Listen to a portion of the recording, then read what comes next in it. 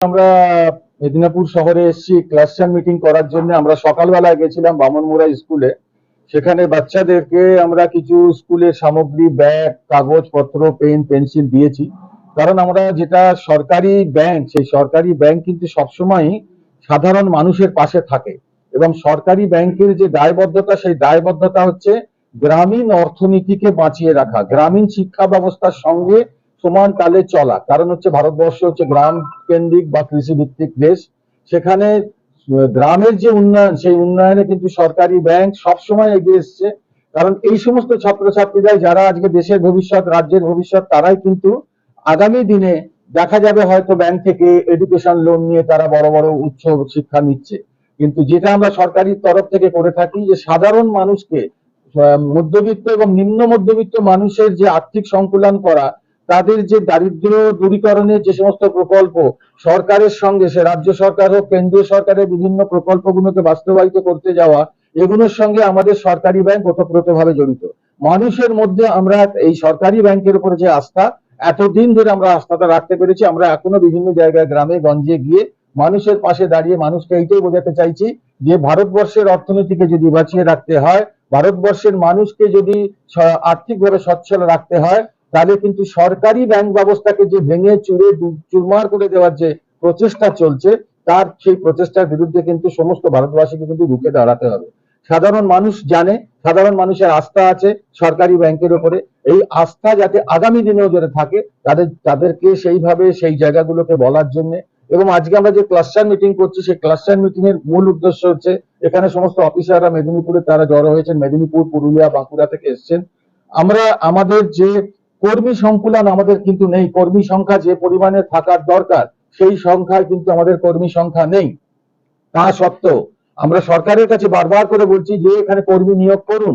এই কর্মী নিয়োগ, রাষ্ট্রীয় ব্যাংকে কর্মী নিয়োগই হচ্ছে ভারতবর্ষের যে বেকারত্বের যে সমস্যা, সেই সমস্যা সমাধানের একটা প্রধান রাস্তা।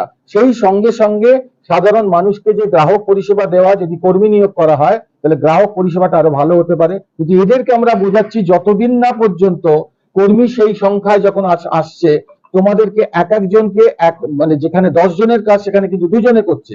সেই তাদেরকে যাতে আমরা বলতে চাইছি, তাদের মনের মধ্যে যে মানসিক যে দৃঢ়তা তৈরি করতে চাইছি, যে তোমরা এখন বর্তমান যে পরিস্থিতি, তাতে কিন্তু গ্রাহক পরিষেবা ভালো করে দিতে হবে। কর্মী নিয়ে বৃহৎ একটা কর্মকাণ্ড করার ক্ষেত্রে গিয়ে দেখা যাচ্ছে বিভিন্ন অফিসারদের মানসিক অবস্থা কিন্তু সেখানে অত্যন্ত দৈন্যতার দিকে যাচ্ছে।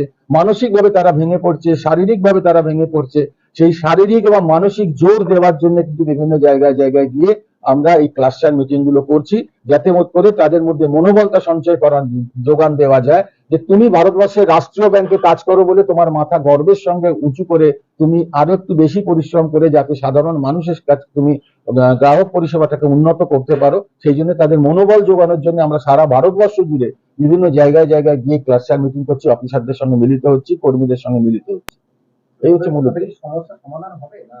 সমস্যার সমাধান করতেই হবে, কারণ ভারতবর্ষের অর্থনীতিকে যদি বাঁচিয়ে রাখতে হয়, তাহলে কিন্তু এই রাষ্ট্রীয় ব্যাংকে বাঁচিয়ে রাখতেই হবে। এবং রাষ্ট্রীয় ব্যাংকে যদি বাঁচিয়ে রাখতে হয়, গ্রাহক পরিষেবা যদি ভালো করতে হয়, তাহলে কিন্তু কর্মী নিয়োগ করতেই হবে। কারণ ভারতবর্ষের একটা অত্যন্ত বড় সমস্যা যেটা হচ্ছে যে আমাদের দারিদ্র দূরীকরণ এবং হচ্ছে আমাদের বেকারত্ব।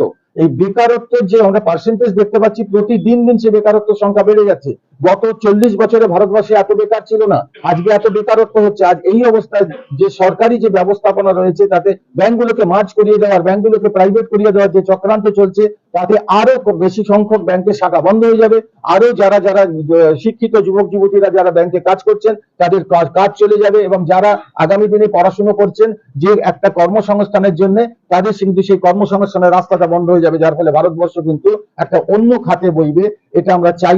অতীতেও কিন্তু আন্দোলনের মধ্যে দিয়ে বিভিন্ন কিছু হাসিল করেছি, আগামী দিনে কিন্তু আমরা আন্দোলনে নামবো এই কর্মী নিয়োগের জন্য।